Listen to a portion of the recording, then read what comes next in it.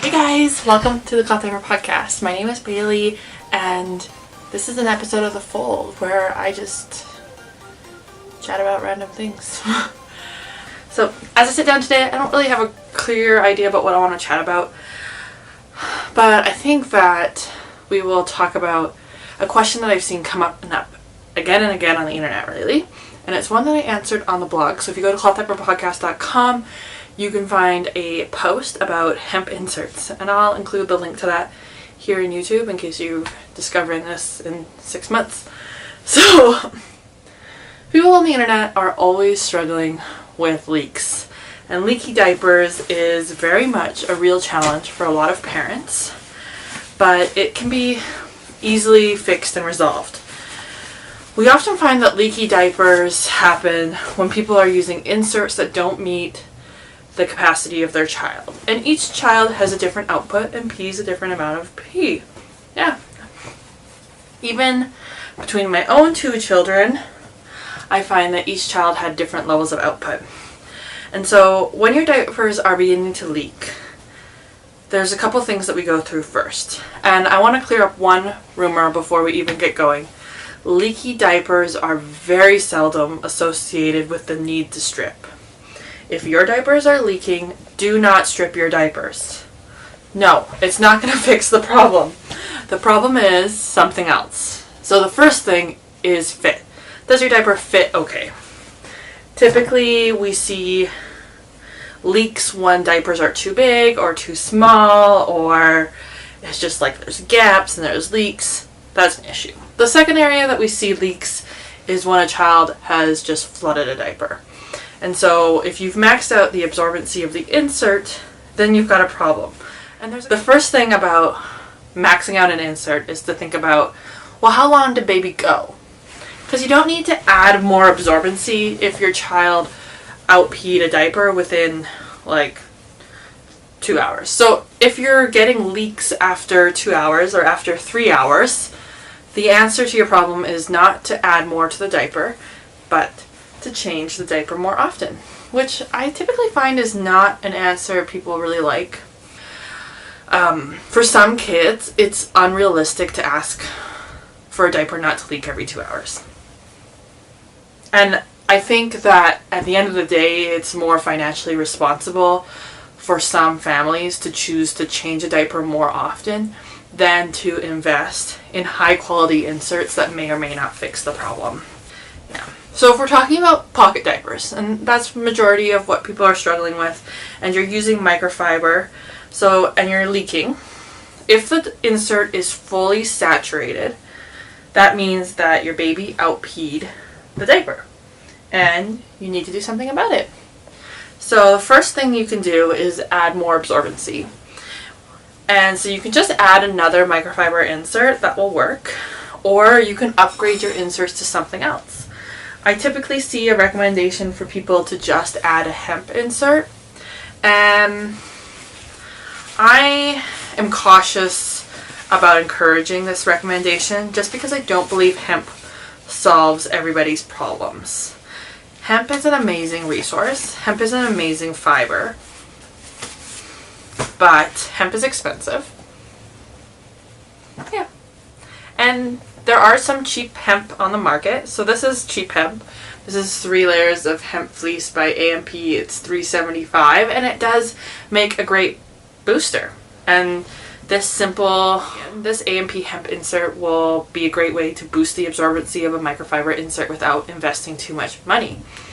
But hemp inserts range in price from being $2.50 to $10-15.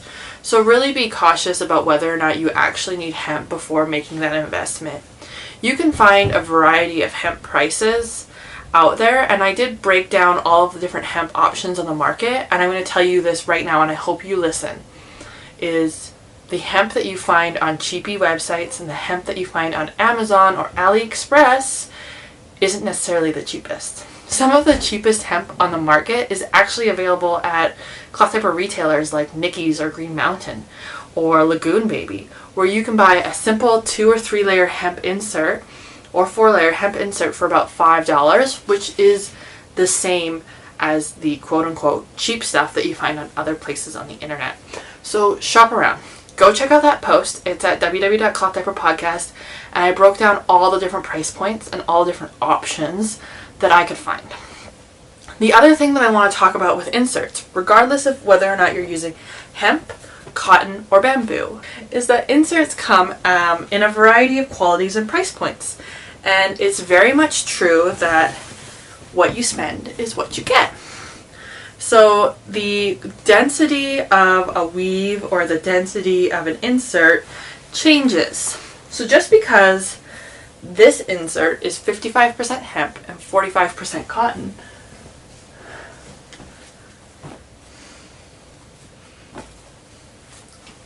and this insert is 60% hemp and 40% cotton, doesn't mean that they are equivalent. The extra 5% of hemp doesn't necessarily make this more absorbent. The extra layer of hemp in here doesn't necessarily make this more absorbent. What makes this more absorbent is the quality of the weave and the quality of the fabric.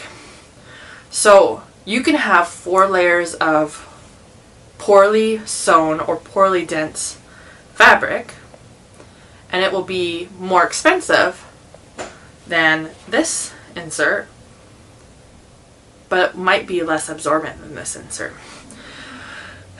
So what I'm trying to say in the most convoluted way is that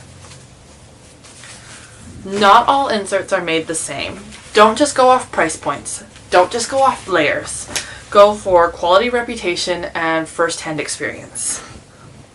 So that would be my big heat of warning that I've seen, is that a lot of the time people recommend bamboo, and a lot of the time they recommend hemp as more absorbent options to microfiber, but they forget, and we forget, to have the conversation that not all inserts are created equal, and that there are some inserts that are higher quality, better densities, will give you better bang for your buck, that aren't necessarily the cheapest. In my experience, hemp costs a lot of money, and in my experience, a quality bamboo or quality cotton diaper will have just as much absorbency as a hemp. I am always on the side that, you know what, maybe we should try a pre-fold, and I think that pre-folds get this rap that they are bulky, and they are.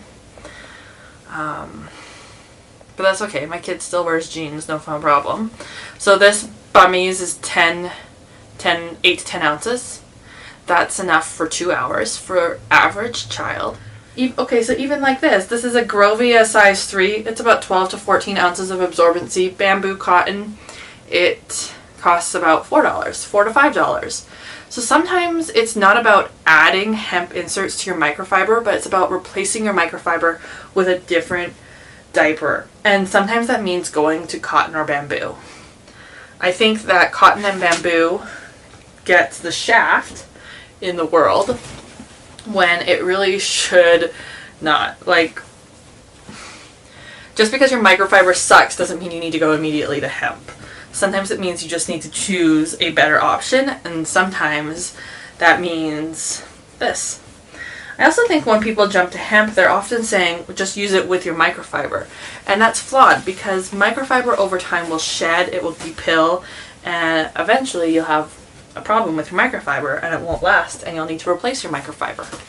So I think instead, you should just, when your microfiber is beginning to cause you problems, just jump to a different insert, and that will last you longer than...